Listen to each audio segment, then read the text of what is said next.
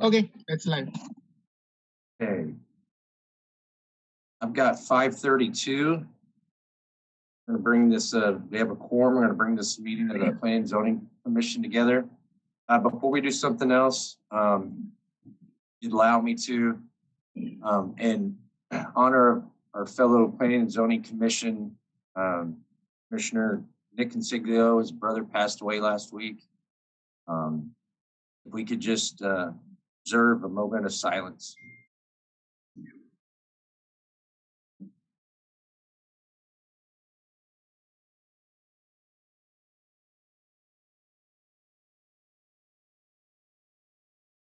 Thank you. All right, next item up will be the pledge. Will you please stand and join me in the Pledge of Allegiance? Pledge allegiance to the flag of the United States of America. To the republic For which it stands, one nation, under God, indivisible, with liberty and justice for all.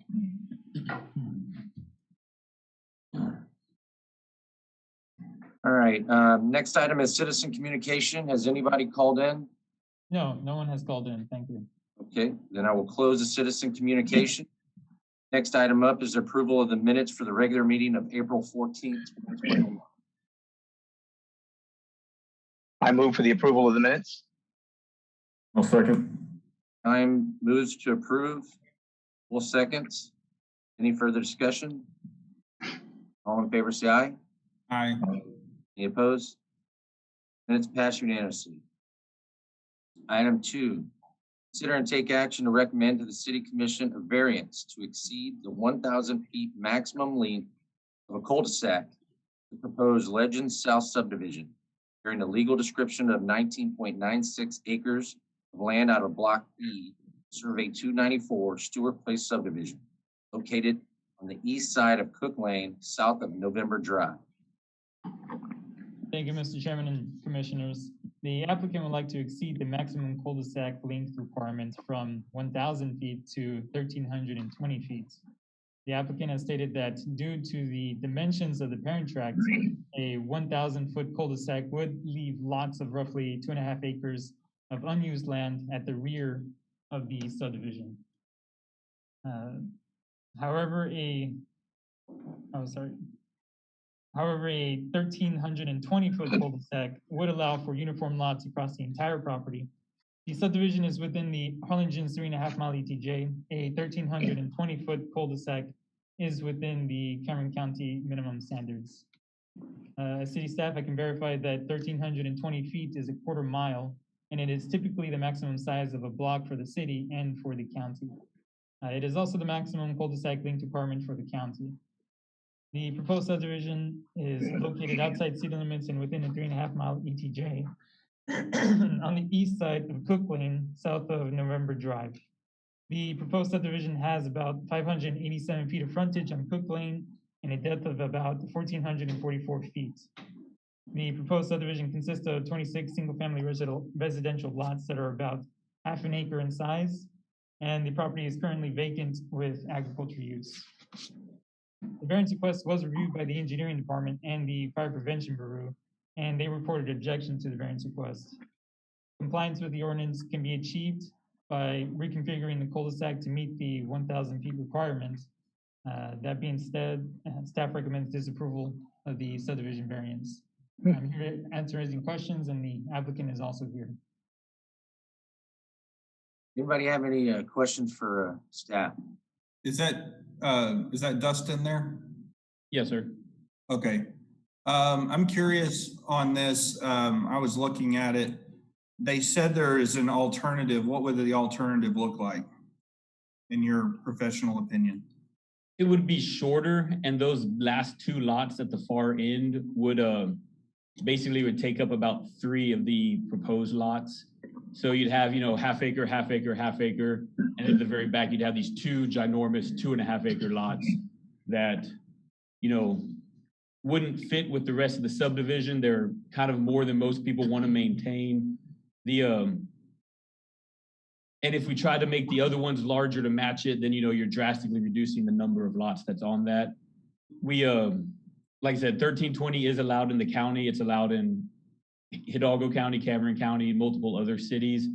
And even at the city requirements, the cul-de-sac length is 1,000, but if we had a cross street, they could be at 1320 feet. So if there was a cross street, the length for a fire truck to turn around would be even greater than the 1,000 feet on a cul-de-sac. So that's, we think it's keeping in with the intent of, a fire truck doesn't have to drive half a mile to turn around. We did have it too narrow. We're widening the road for the city's requirements. And that's, like I said, it's not a matter of not wanting to pay it. They're willing to pay for a longer street, a wider street. It's more just those back two lots will be unmarketable and not able to really be sold with the rest of the lots. They'll be the last ones to sell. They'll be hard to sell, and they're just not in keeping with the rest of the development. Well, let me ask, so the engineering department said there was alternatives. Was that the only alternative they meant was you could just do 1,000 feet, or did they have some other suggested layout to accomplish? No, it was basically just shorten the cul-de-sac and lose those lots in the back and make them big. So you Go ahead. mentioned cross street. Is there any option as far as having another cul-de-sac or something in the middle? Is that considered? Is there anything like that that would make it possible? So we, this width, we don't have enough to put two roads in there to do like a big horseshoe. If this person owned the 20 acres to the north as well, we could do a big horseshoe. That would be 1320, and that would be perfectly acceptable. And so that would be an option, but since they don't own it, that would just be kind of maybe if someone bought it to the north and mirrored their subdivision, that could be possible. So yeah, and Hidalgo County, they'll do a cul-de-sac in the middle. So if it's 1320 at 660, they'll have a cul-de-sac also. Yeah. Well, City of Premeta will allow a variance for this same thing, but they require us to put that cul-de-sac in the middle. So that's what I'm asking. Would a cul-de-sac in the middle, would that qualify? And this is kind of for you and or the staff. Is that an option is what I'm getting at? For us, I definitely think it would be doable. They're not seen very often in Cameron County, and so it would just be up to staff, I guess, if they, engineering department probably. We can double check with engineering, but I think the idea is a stub out, not just a cul-de-sac, but an actual road going toward the north. Is that what you're saying? No, I would say just right there in the middle, you have another big circle. No, I don't think that still is in compliance with the cul-de-sac. I mean, it's supposed to be 1,000 feet maximum. So whether the cul-de-sac, if the bulb is in the middle or at the end, if the street is longer than 1,000, then it's not going to be in compliance. I'm talking about two bulbs, one in the center and one at the end. Yeah, I think that's still considered, a 1320. The intersection of Cook Lane would be where the 1,000 feet starts. So even if you have a smaller cul-de-sac here, you'll still have the second cul-de-sac that is more than 1,300, more than 1,000 feet away from Cook Lane. So the second cul-de-sac would be too far away. Even if you had a middle one, it wouldn't matter. If you had a middle one and a stub outs, that would be a different idea, and that would probably be allowed. But again, they don't own the property to the north, so having a stub out is difficult to approve. I have a question for staff. Why is it that you're recommending against it? What is the issue?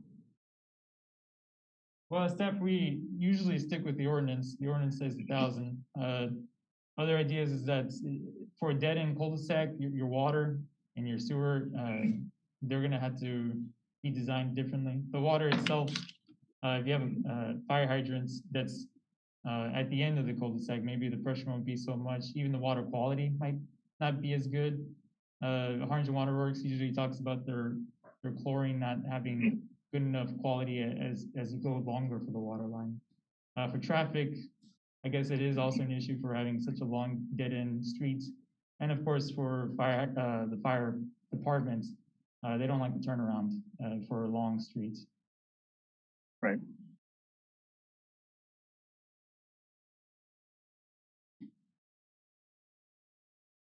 To me, it seems kind of unfortunate to lose that, piece of land. Yeah. Well, that's what I was asking, if it's common in other areas, what could we, to have that bulb in the middle, which would allow them to, they would lose a little bit of land, but I think you could kind of spread it and make it still pretty usable. Is the only recourse to try to change the ordinance to 1320 instead of 1,000? Case, I mean, if, that's why I said You hear? the document. You could recommend a variance if you decide, I send you the document that this morning, where you have the authority to grant variances if you feel it's not gonna affect life and safety and the intent of the ordinance is followed. And then the city commission will get that recommendation and they may honor it and also approve it. And they may ask us to look at the ordinance, to revisit the ordinance as a result. So, it's up to you on the variance recommendation. I kind of hate, and I don't like to do variances just because it kind of sets a precedent for other people to do it too. But in this one instance, it's just a shame that you're going to have to take the last 6 lots and make it 2 lots or whatever. And typically a parent tract block is 1320 total. So by the time you back off on that, to have those last lots, it doesn't go over 1,000 feet. Usually this parent tract just happens to be quite a bit longer than 1320. And like I said, we're not trying to make it half a mile. We're keeping completely within the county standards. It'll be a county road, county subdivision, county drainage. And like I said, the water pressure, the turnaround, if it was a cross street, it'd be perfectly fine to be at 1320. And so if the cross street was also at 1,000, we get it. Okay, they're matching, but you can hook a left at 1320. You just can't turn in a circle at 1320. Hey Dustin, what's the easement there on the south end? That's a drainage district right away that's being dedicated. And so, because the drainage district has a ditch that you can see is kind of comes in at an angle right there. And so we're extending their right of way all the way across. And that's also going to be the detention for the subdivision and everything else. And even if we didn't dedicate that, since it's on septic tanks, that's why they have to be half acres. It still doesn't quite give us enough to fit that second road. So like I said, the developer would love to do a horseshoe and get 52 lots out of it. Yeah, the only reason I was asking that is I wonder if we threw all the retention to the far east end, would that gain us what we needed to? I mean, obviously you'd have irregular lots up front, but if we had thrown all that retention to the back, on what the lay of the land is doing, but just trying to. Yeah, and that's we have an easement at the back because we're counting the excavation as our detention, but it's much more of the right of way dedication to the drainage district that they require.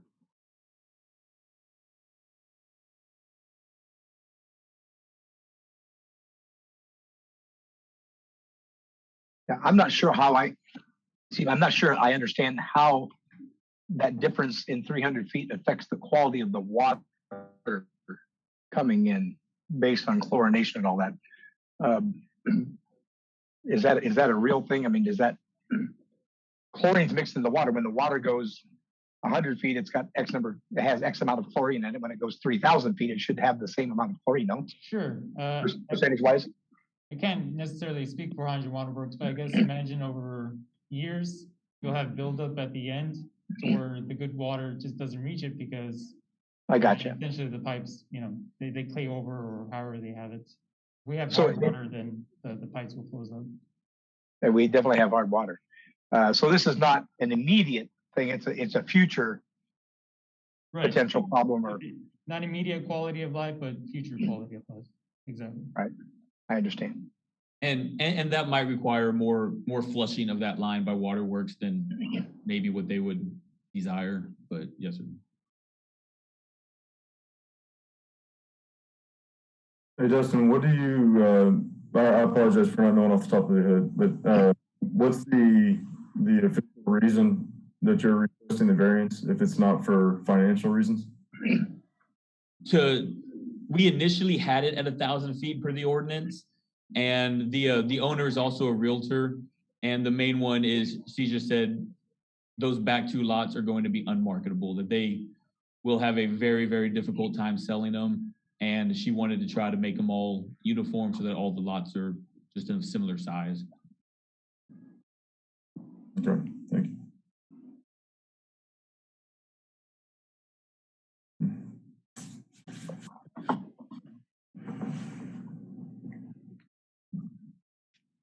But anybody have any ideas?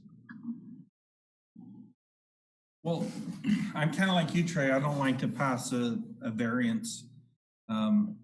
This has some uniqueness about it though, because it's in the ETJ and not in the city limits. It's a county road. It's being serviced.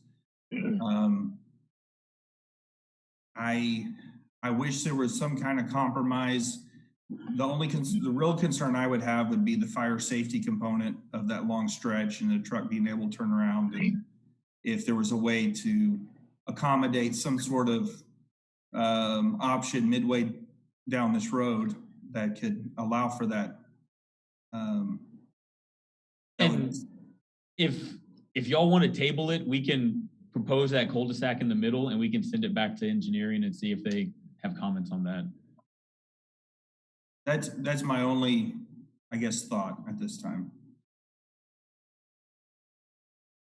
I'm willing to hear the thoughts of the other commissioners. Yeah. I don't have a problem with this subdivision. I just don't like the fact that we have to do a variance to make it happen. Right. Yeah, I would tend to agree with Wayne on that. If engineering is willing to take a look at that, consider that double cul-de-sac as individual turnaround points for that. I mean, the issue with the water is, I mean, again, unless I'm mistaken, this whole water, as it runs down, will end up having to be looped anyways. So it's still connected to the flow of the water going through. Yeah, they might have to flush more often, but, you know, depending on how you size that line for that load, it could also not be an issue at all. That's exactly right. It's potential. You know, there is no sewer, so we don't have to worry about, you know, having to put in another lift station or something like that because everything's septic. But again, it's a whole different deal if this were inside the city limits, inside, you know, down or something. But being that it's way out ETJ, I kind of like the development. I don't want to bomb it. But yeah, I mean, if that's something that's acceptable to the developer as well, they're willing to eat 2 weeks. Yeah, and we can meet with the engineering department and with Dustin and Harlingen Water Works and fire department, and that gives us some time to come up with maybe other options. So yeah, I think tabling could be good. Is there, let's just about this, is there anything that you know of inside the model subdivision rules that lends against having that double cul-de-sac for any reason? No, I mean, having the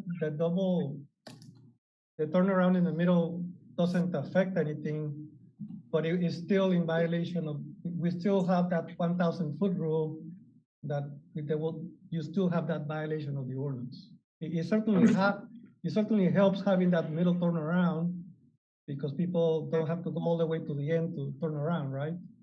And a lot of subdivisions in Hidalgo County have that.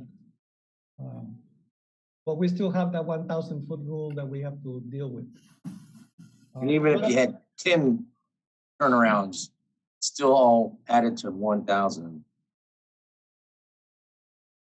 That's the problem. So that turnaround is more or less a traffic circle. Is that another description of it? The one in the middle? It's just a space to turn around. So those lots in the middle, they lose space. It becomes a dedicated Right. right of way. Yep. So you're able to turn around easily.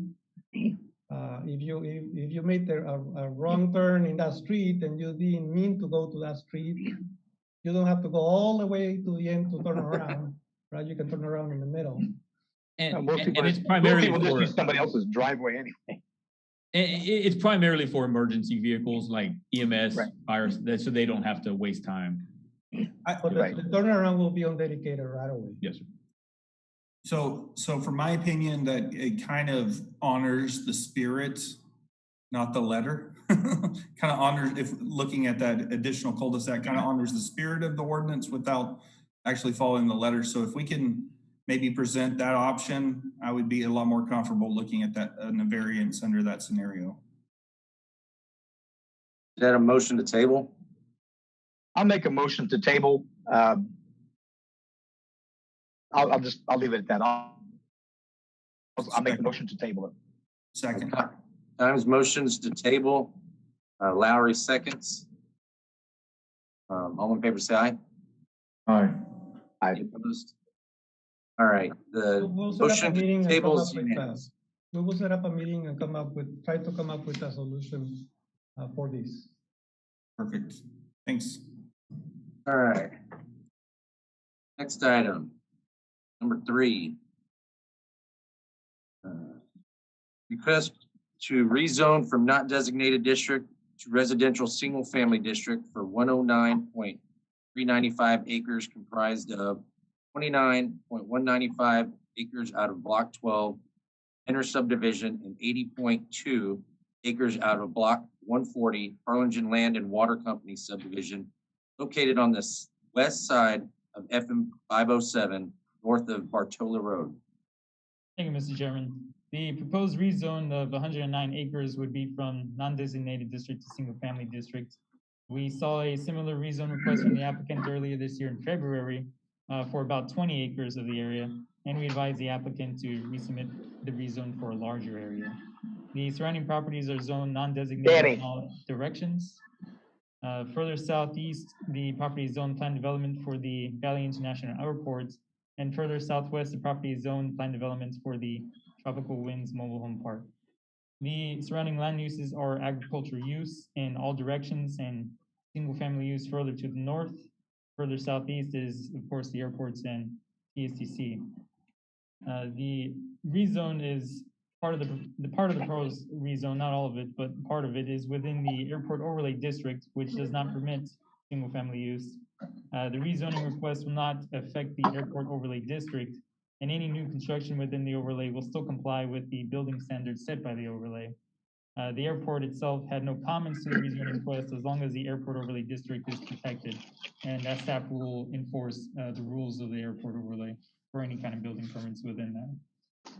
The request for the rezoning is not consistent with the future land use plan designation of rural residential, which typically has 5-acre lots. However, it is generally consistent with the single-family land use in the area, and with the rezone approval, proposed subdivisions will be able to divide property into lots that are smaller within the 5-acre lot requirements.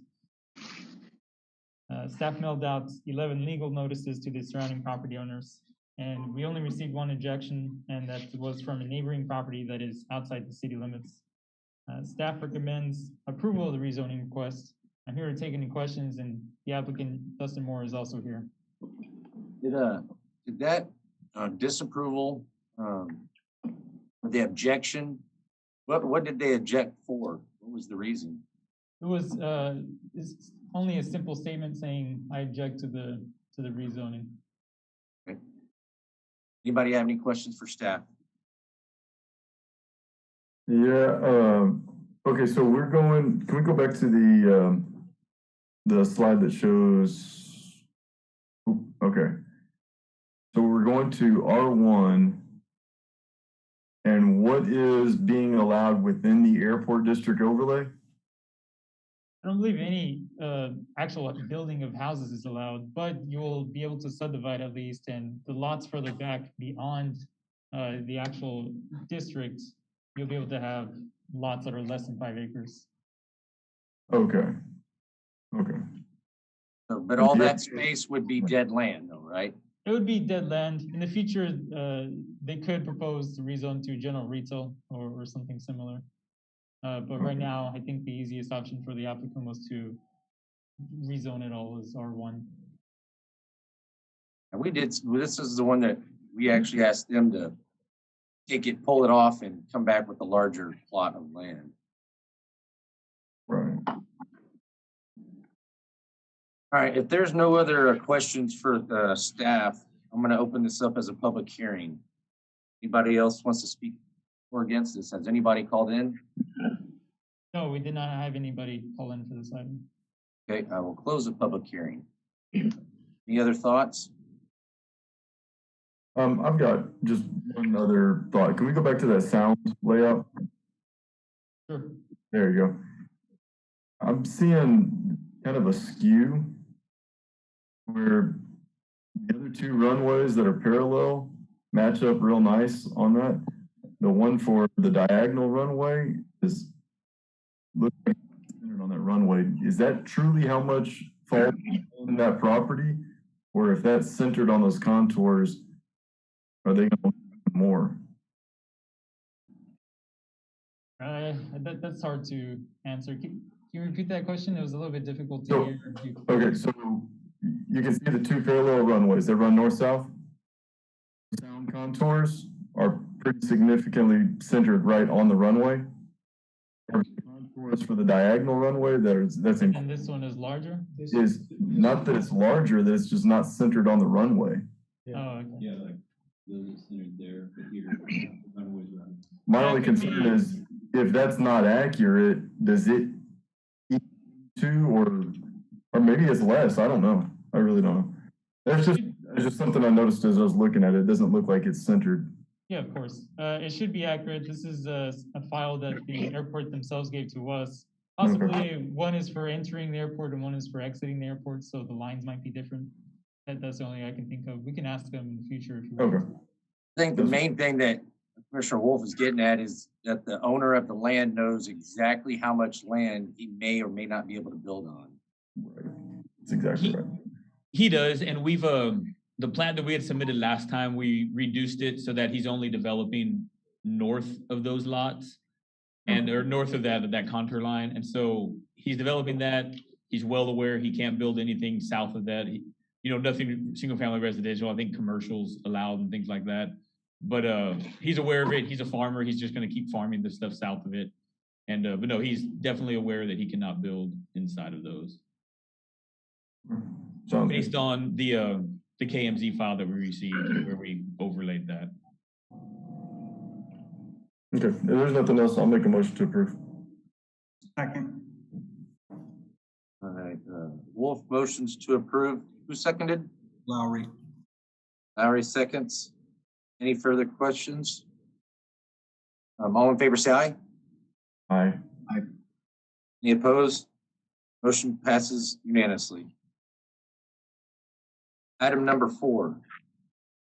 Public hearing, take action to consider a request for a special use permit to allow adult business, a liquor store, in a general retail district located at 822 Dixieland Road, bearing a legal description of Lot 1, Block 1, Luby Subdivision.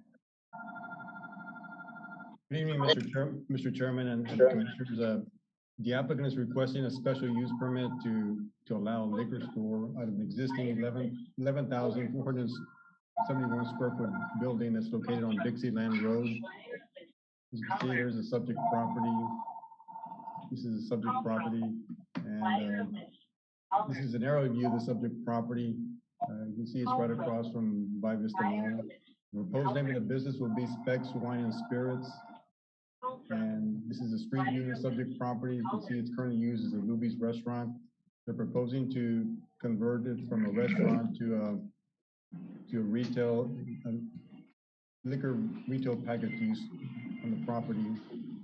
For the proposed use, 29 parking spaces are required and 141 are shown on site. The hours of operation for the establishment will be from Monday to Saturday from 10 a.m. to 9 p.m. and closed on Sunday. This phone ended up back there somehow. And we did notify the property owners within a 200-foot radius. Staff received no objections. And the departments of building inspections, fire prevention, health, and the police department also reviewed the request and reported no objections. And staff is recommending approval subject to the applicant maintaining his proper permits, maintaining the required parking and landscaping, providing video surveillance, and compliance with the requirements administered from planning, building inspections, health, fire, and police departments. I'll take any questions on the item, and we did receive one call from the applicant who would like to speak on the item. Anybody have any questions for staff? No. Yes, if needed, no. Sorry. Okay, I think somebody's got some background noise that you're not gonna speak, please mute your speaker. So I'm gonna open this up for the public hearing, and I think you said that the applicant would like to call in. Actually, let me correct myself. He said he would like to be called if needed, so if not, Okay.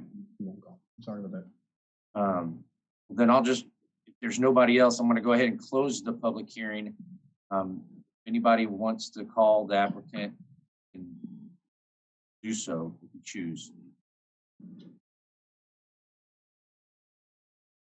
Does anybody have any other comments, or do you have a motion? I make a motion to approve. All right, I've got Time motions to approve and Lowry seconds. Second. Any further discussion?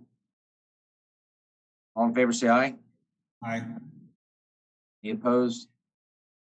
All right, motion passes unanimously. Got number 5 is Mr. Cervantes' report.